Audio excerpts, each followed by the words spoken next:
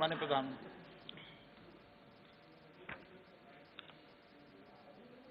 ये ऑर्डिनेंस के द्वारा ये तीनों कानून लागू किए गए थे, बाद में पार्लियामेंट में भी पारित हुए।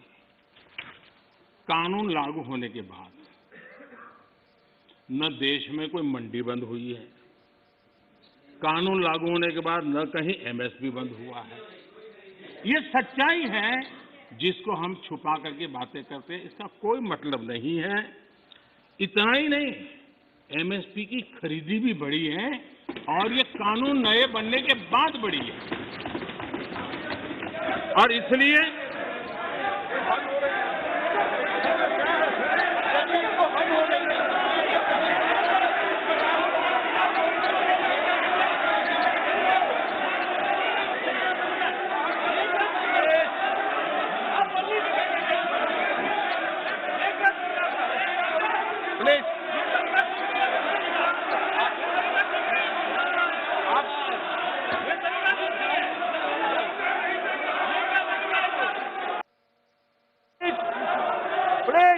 अधीर रंजन जी प्लीज एक मिनट बैठिए बैठिए बैठिए बैठिए आसन पे बैठिए।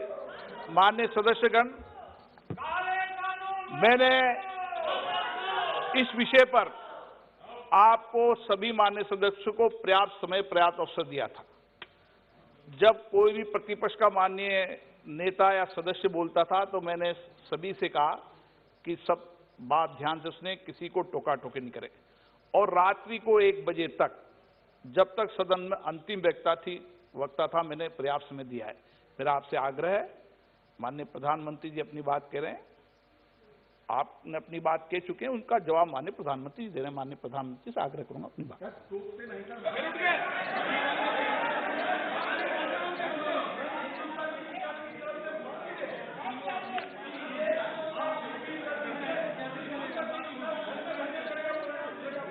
प्रधानमंत्री माननीय अध्यक्ष जी,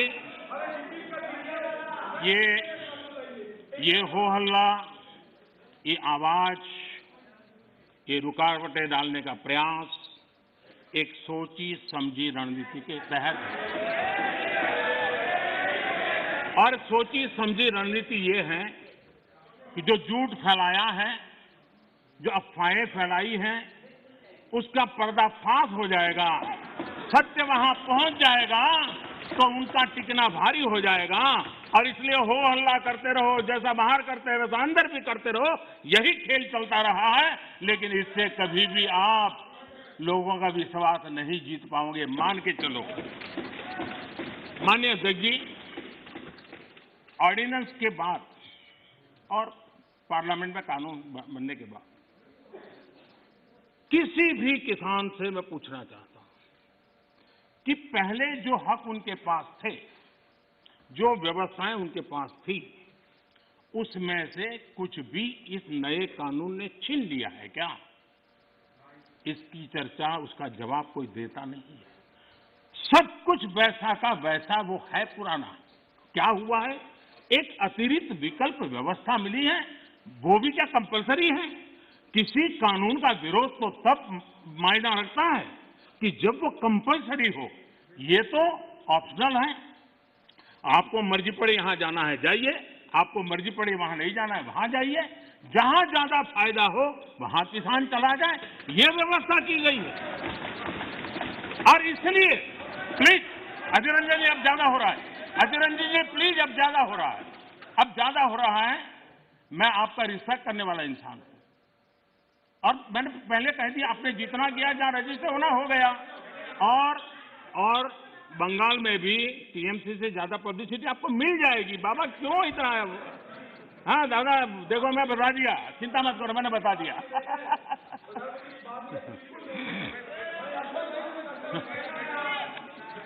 अधीर रंजन जी प्लीज, अधीर रंजन जी, अच्छा नहीं लगता है। मैं इतना आदर करता हूं, आप आज ऐसा क्यों कर रहे हैं? आप ऐसा क्यों नहीं कर रहे?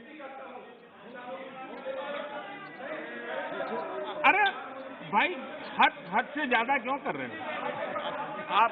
प्लीज अधीर रंजन जी प्लीज, माननीय सदस्य दादा प्लीज। ये नए कानून अध्यक्ष जी किसी भी के लिए बंधन करता नहीं है, ऐसे कानून है, उनके लिए ऑप्शन है, और जहां ऑप्शन है वहां विरोध के लिए कोई कारण ही नहीं बनता। हाँ, ऐसा कोई कानून जो ऐसे थोप दिया हो उसके लिए विरोध का कारण बनता है। और इसलिए मैं कहता हूं लोगों को, और मैं देख रहा हूं आंदोलन का एक नया तरीका है। क्या तरीका है? आंदोलनकारी जो होते हैं वो ऐसे तरीके नहीं अपनाते, आंदोलनजीवी होते हैं वो ऐसे तरीके अपनाते हैं, और वो कहते हैं ऐसा हुआ तो ऐसा होगा, ऐसा होगा तो ऐसा होगा, ऐसा होगा तो ऐसा होगा। अरे भाई, जो कुछ हुआ ही नहीं, जो होना नहीं है, उसका भय पैदा कर करके, और पिछले कई सालों से लगातार सुप्रीम कोर्ट का एक जजमेंट आ जाए, कोई निर्णय नहीं हुआ है, और एकदम से तूफान खड़ा कर दिया जाए, आग लगा दी जाए देश में।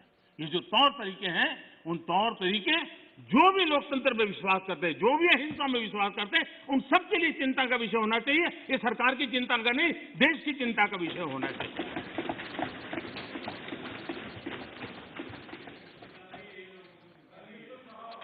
इस प्लीज बाद में समय मिलेगा आपको। नो, माननीय अध्यक्ष जी, माननीय अध्यक्ष जी प्लीज, ये तरीका ठीक नहीं। माननीय अध्यक्ष जी, आप समझ, पुरानी मंडियों पर भी कोई पाबंदी नहीं है। इतना ही नहीं, इस बजट में इन मंडियों को आधुनिक बनाने के लिए, उनके इंफ्रास्ट्रक्चर को सुधारने के लिए और बजट की व्यवस्था की गई है, और उस बजट के माध्यम से माननीय अध्यक्ष जी, ये जो हमारे निर्णय है वो सर्वजन हिताय, सर्वजन सुखाय की भावना के साथ लिए गए। माननीय अध्यक्ष जी, ऐसा क्या करते हैं? आप सीनियर व्यक्ति हैं, प्लीज प्लीज बैठिए। माननीय अध्यक्ष जी, इस सदन के साथी भली भांति इस बात को समझते हैं, लेकिन कांग्रेस और कुछ दलों ने बड़े जोर शोर से बातें अपनी कही, लेकिन जिन बातों को लेकर के उनको कहना चाहिए कि भाई ये नहीं, ये अपेक्षा ये होती है कि उन्होंने इतना स्टडी करके आना है। इतना ही नहीं, जो लोग ये कहते हैं, हाँ, मैं हैरान हूं, पहली बार एक नया तर्क आया इस सदन में कि भाई हमने मांगा नहीं था तो दिया क्यों? हमने मांगा नहीं तो दिया क्यों? पहली बात है कि लेना न लेना आपकी मर्जी है, किसी ने किसी के गले मड़ा नहीं है, ऑप्शनल है, एक व्यवस्था है, और देश बहुत बड़ा है। हिंदुस्तान के कुछ कोनों में इसका लाभ होगा, हो सकता है किसी एक आध कोने में न भी हो, लेकिन ये कंपलसरी नहीं है, और इसलिए मांगा और दिए का मतलब नहीं होता है। लेकिन मैं फिर भी कहना चाहता हूं, इस देश में माननीय अध्यक्ष जी, दहेज का कानून, दहेज के खिलाफ कानून बने, ये इस देश में कभी किसी ने मांग नहीं की थी, फिर भी देश की प्रगति के लिए कानून बना था। माननीय अध्यक्ष जी, ट्रिपल तलाक, इसके खिलाफ कानून बने, ये किसी ने मांग नहीं की थी, लेकिन प्रगतिशील समाज के लिए आवश्यक है, इसलिए कानून हमने बनाए हैं। हमारे यहाँ बाल विवाह पर रोक, किसी ने मांग नहीं की थी कानून बनाओ, फिर भी कानून बने थे, क्योंकि प्रगतिशील समाज के लिए आवश्यक होता है। शादी की उम्र बढ़ाने के निर्णय किसी ने मांग नहीं की थी, लेकिन प्रगतिशील विचार के साथ वो निर्णय बदलने पड़ते हैं। बेटियों को संपत्ति में अधिकार किसी ने मांग नहीं की थी, लेकिन एक प्रगतिशील समाज के लिए आवश्यक होता है, तब जाकर के कानून बनाया जाता है। शिक्षा को अधिकार देने की बात किसी ने मांग नहीं की थी, लेकिन समाज के लिए आवश्यक होता है, बदलाव के लिए आवश्यक होता है, तो कानून बनते हैं।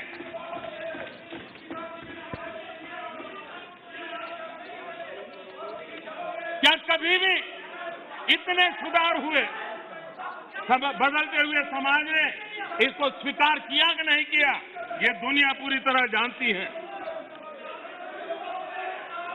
माननीय अध्यक्ष जी, आप जानते हैं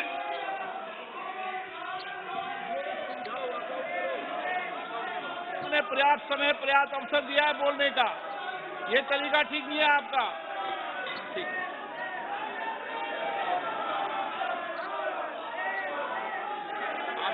आप दे दीजिए। ध्यान दीजिए।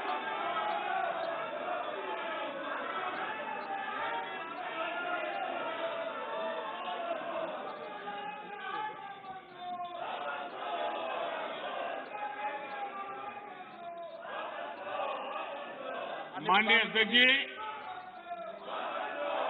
हमें मानते थे कि हिंदुस्तान की बहुत पुरानी पार्टी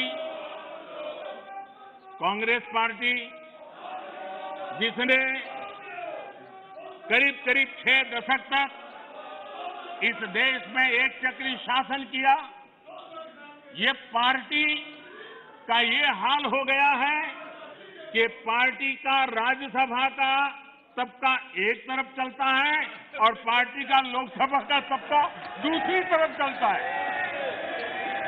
ऐसी डिवाइडेड पार्टी, ऐसी कंफ्यूज पार्टी न खुद का भला कर सकती है, न देश की समस्याओं के समाधान के लिए कुछ सोच सकती है। इससे बड़ा दुर्भाग्य क्या हो सकता है। कांग्रेस पार्टी राज्यसभा में भी है,